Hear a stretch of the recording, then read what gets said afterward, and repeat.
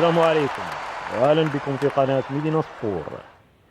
نرجو منكم الاشتراك في القناة والضغط على زر الجرس ليصلكم كل جديد.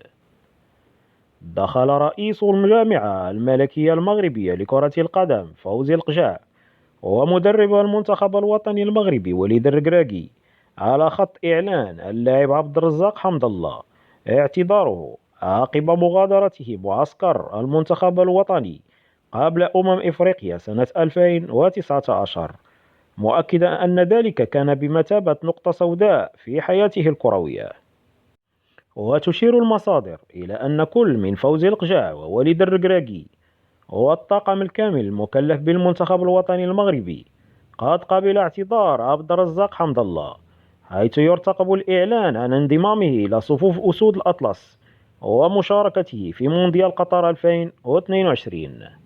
وكان حمد الله قد قال في تصريح صحفي أن تصرفه كان دون تفكير في العواقب، مضيفا أنه كان من المفروض ألا أقوم بذلك وكان عن غير قصد، وقد حصدت عواقب وخيمة لهذا الخطأ وأعتذر للجماهير المغربية والمسؤولين على ذلك.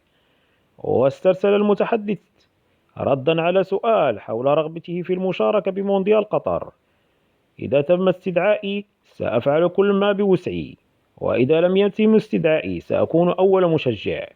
وزاد حمد الله: هناك تواصل مع مدرب المنتخب وليد الركراكي وإن شاء الله يكون خير، أنا مشتاق للقميص المغربي.